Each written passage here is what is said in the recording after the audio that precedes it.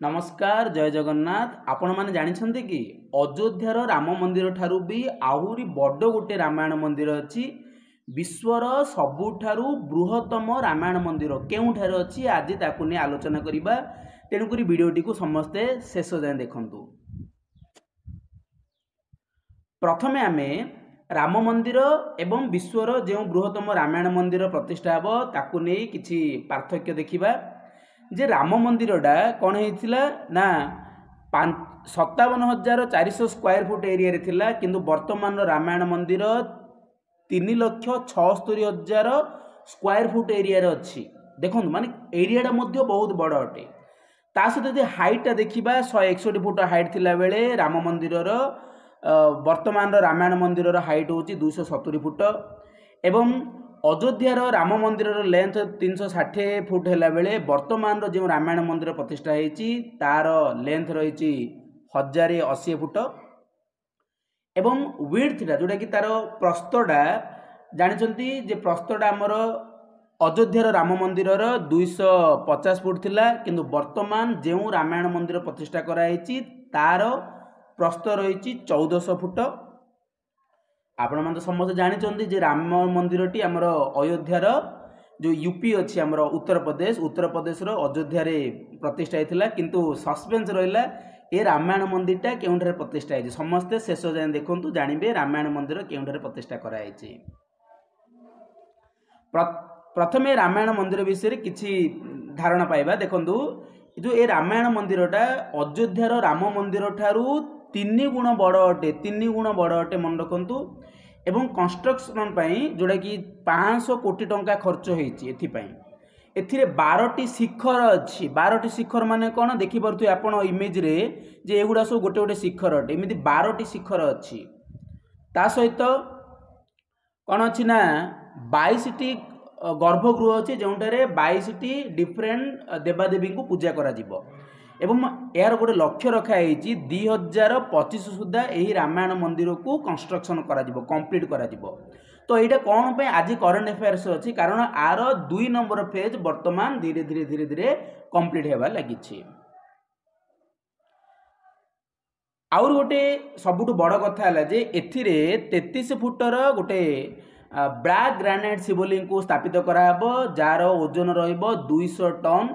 तो जो black granite शिवलिंगटा कौटू आना ना चेन्नई महाबलीपुरम ठारू आना ता सहित ये जो शिवलिंगटी कौन हम ना वर्ल्ड रो सबुठारु बड़ सबुठारु लार्जेस्ट शिव मंदिर होगा जाउछि।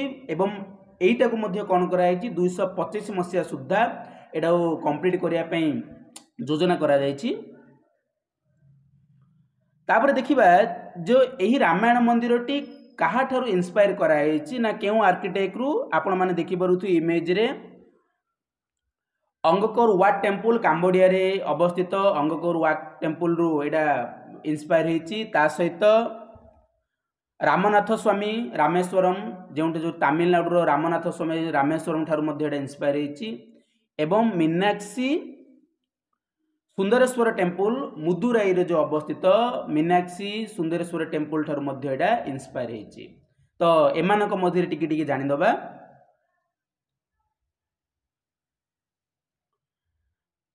अंगकोर वाट टेम्पल केउठारे अच्छी ना काम्बोडिया रे अच्छी मन रखंतु। एटा होची one of the largest religious monuments in the world. एटा होची विश्वर गोटे लार्जेस्ट मोनुमेंट मध्यरु गोटे। एवं यह एक हिंदू टेम्पल थिला, किंतु ग्रेजुअली एटा कोन हैला बुद्धिस्ट टेम्पल रे परिणत होगला। एटा को राजा सूर्यवर्मन 2 जोटा कि खेमर राजा सूर्यवर्मन 2 एटा कोन करथिले एटा को कंस्ट्रक्शन करथिले। रामनाथ स्वामी टेम्पल रामेश्वरम आइलैंड रो तमिलनाडु जो रामेश्वरम आइलैंड अच्छी सेठारे रामनाथ स्वामी प्रतिष्ठा कराई। एटा मध्य गोटे हिंदू टेम्पल जोठारे गॉड शिव को कौन कराए पूजित होती। एवं एटा होची 12टी ज्योतिर्लिंग मध्यरु one of the 12th jyotirlinga temple. जो 12टी ज्योतिर्लिंग टेम्पल मध्यरु ये होची गोटे। एवं यह को जड़े राजा प्रतिष्ठा करथिले जार नाम होला मथुरामलिंगम सेतुपति।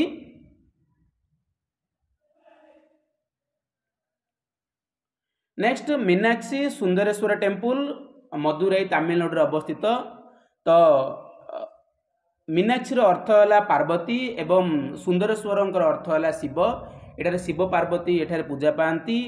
एटा को मध्य जड़े राजा प्रतिष्ठा करथिले जार नाम थिला सदाय वर्मन कुलशेखरन वन।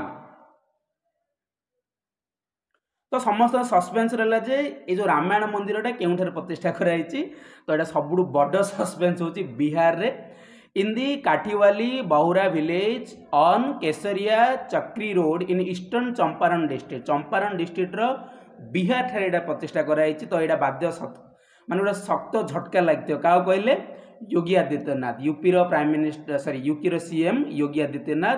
तो आपण मैंने जानते बिहार बर्तमान ए सीएम अच्छा नीतीश कुमार। तो नीतीश कुमार बिहार नीतीश कुमार बर्तमान ए आमर यूपी रो सीएम को कौन कही कहल का हुआ बबुआ।